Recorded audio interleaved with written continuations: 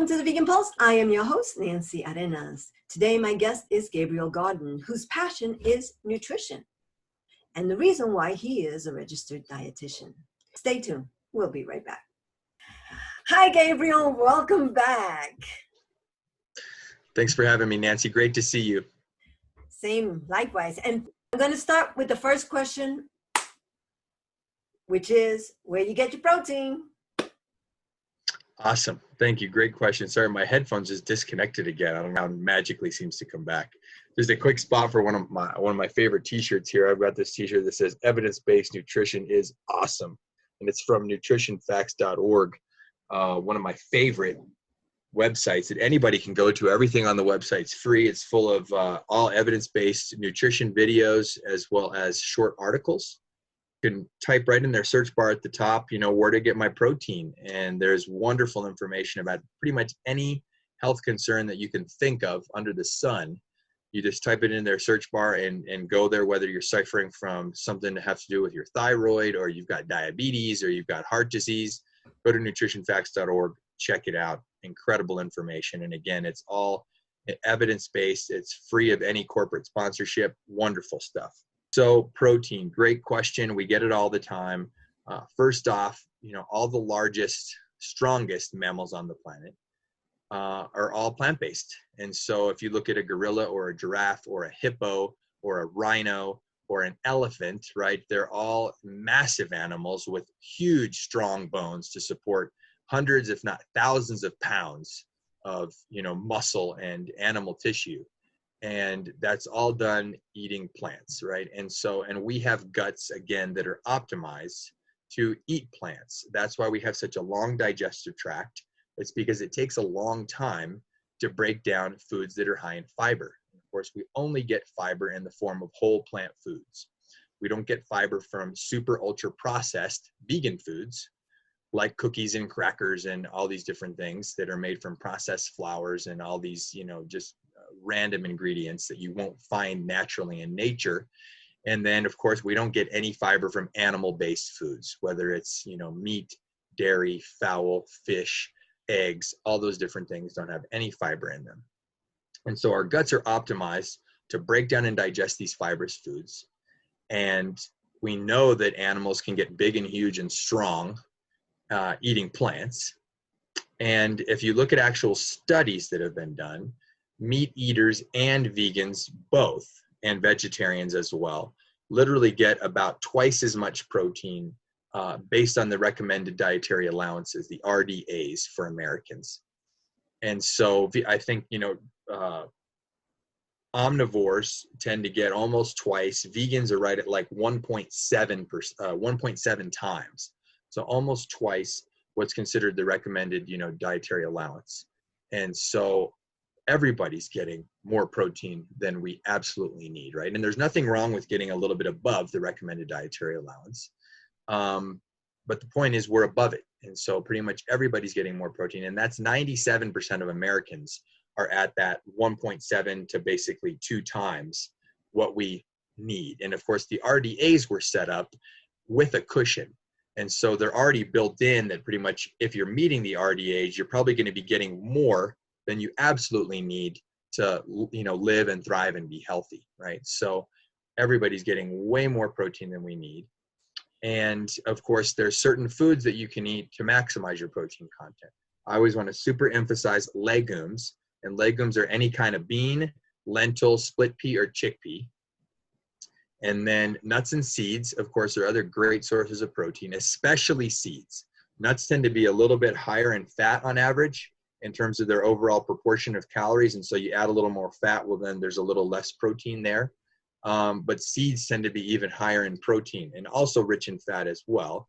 But their overall calorie content is a slightly higher percentage coming from protein. And the super seeds, when it comes to protein, are going to be number one, hemp seeds. Hemp seeds are wonderful. I incorporate them every day. You can put them into a smoothie. You can sprinkle them on top of your hot cereal like oatmeal. You can sprinkle them on salads. I find they have a very neutral flavor, so they go good in a lot of different things, but especially smoothies and breakfast cereals. They're wonderful for those. And the Mediterranean pine nuts also, just like hemp seeds, they get about 30% of their overall calorie content from protein. So they're very rich in protein. Just a few tablespoons, you're getting like 10 grams of protein. So you do that once a day in addition to all the other foods that you're eating, and you'll definitely get more than enough protein than you need. Awesome. And then, of course, vegetables as well. Now, vegetables are very low in calories, but some vegetables tend to be very rich in protein. And so, and especially the dark leafy greens, as well as the cruciferous veg, like broccoli, cauliflower, things like that. So emphasizing the dark leafy greens, the cruciferous veg, and then also fungi, right? That's not a plant, it's a different group, but we kind of lump it in with vegetables. But fungus, eating different kinds of mushrooms as well. Mushrooms are, again, very low in calories, so you're not getting a ton of protein for every mushroom you eat. But again, everything adds up throughout the day, right? And I want to emphasize also that even fruit, which is really low in protein on average, every whole plant food has protein in it, right? So unless I'm eating oil, which comes from a plant, but it's highly processed, or I'm eating sugar, which comes from a sugar beet or sugar cane, which are whole plants, but then we process them in such a way that we remove basically all the healthy elements, the fiber and the phytochemicals and all the other vitamins and minerals. And all we get is just this highly processed sweetener that basically has no other nutrients other than just simple carbohydrate, simple sugar.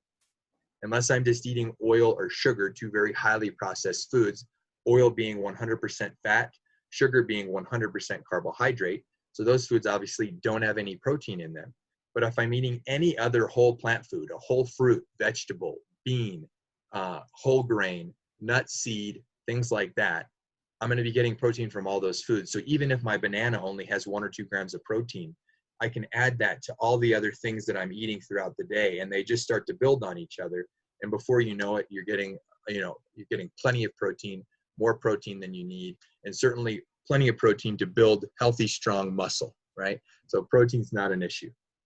And I was a little bit distressed because I had this one woman who came to me and she goes, I can't be vegan because I am diabetic and my doctor said I have to eat meat.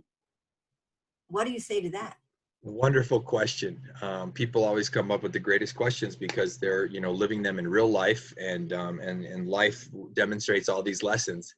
Number one, sadly, most doctors almost know nothing about nutrition. So that's great news for everyone because, of course, we herald our doctors as the kind of, the utmost high when it comes to health and health information. There are arbiters of health. But sadly, again, nutrition is the most important component of our health. Now, sleep and good mental health, right? Having, meditation and stress relief and being surrounded by loving, friendly people, having social support. There's a multitude of things that are important factors when it comes to our overall health. But nutrition is paramount. It's number one. It's going to trump all those other things. If you do all those other things well, but you eat a miserably poor diet, you're still going to suffer, it's still going to have a very severe negative impact on your health. And so we always want to emphasize good nutrition. And sadly, most people aren't, there's a few doctors, because they don't get hardly any nutrition training in medical school, that after medical school have gone on to do rigorous research and really inform themselves, a lot of continuing education, so that they can be better sources of nutrition information for their patients. And then other smart doctors, if they exist within, within health plans or health systems where they're able to actually refer patients, and they also happen to be humble enough to actually do so.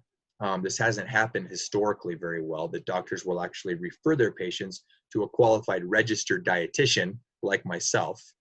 Then they can refer them to somebody who does know about nutrition. Because again, most doctors do not, even though they might claim to. Much of what they'll purport is just what we might call, like in the workout community, bro science. It's just hearsay. It's just something that they heard, in the tabloids or on TV, or they read in who knows what source of information. But it's generally not coming from rigorous scientific study that's based in the peer-reviewed scientific literature. And so again, no, one of the worst things you can do if you have diabetes is to eat more meat. You could probably get away with eating a little bit, and by a little bit, I mean only on a very rare occasion, and still be healthy with diabetes. But eating meat is a key primary risk factor for becoming a type 2 diabetic. And of course, there's also differentiations between being a type 1 diabetic versus being a type 2, right? Being a type 1 diabetic is an autoimmune disease where your pancreas loses the ability to produce the insulin that is used to get sugar out of our bloodstream in our body. And so in type 1 diabetics, you don't have any control over whether the fact you have to then take, exogenous insulin, you have to inject it, or you have to take an oral insulin medication basically to survive. But in both cases, it's going to be better if you eat less meat because again, one of the primary risk factors for the precursors that will actually lead to, in this case, type 2 diabetes, the one that lifestyle certainly has a big impact on whether or not you get it, right? Your lifestyle impacts whether or not you get type 2 diabetes. And again, principally, that's going to be the food that you eat. Exercise also plays a part, but nutrition is the most important thing when it comes to type 2 diabetes. And so eating a diet that's rich in saturated fat, of course, saturated fat is predominantly found in animal-based foods, is both toxic to our muscle cells, and our muscle cells are what use most of our blood sugar when it comes to type 2 diabetes in our body, as well as our brain. Our brain and muscles, suck up all that sugar, and they use it for energy so that we can continue to move and do the work that our bodies need to do on a daily basis. And so saturated fat, like I say, you find it in a few, plant-based sources, most specifically palm oil and coconut oil. But predominantly, if you look at the foods that people eat and where they get the most saturated fat, most people are getting most of their saturated fat from animal-based foods. And saturated fat also happens to be incredibly toxic to the insulin-producing cells of our pancreas. And so you can give somebody a diet rich in saturated fat, and then you can actually either take biopsies or, do blood tests and things on people. And you can see that that causes a lot of inflammation to the pancreas, and most specifically the beta cells, which are the insulin producing cells in the pancreas. And so again, this all argues for, if you have diabetes, you want to eat less meat, not incorporate more meat or incorporate meat at all really into your diet. Instead, what you want to do is you want to eat a diet that's high in fiber, that's low in saturated fat, really low in total fat, and that's rich in all these wonderful phytochemicals that help to reduce inflammation, that help to control our blood sugar levels. Again, fiber is paramount for this.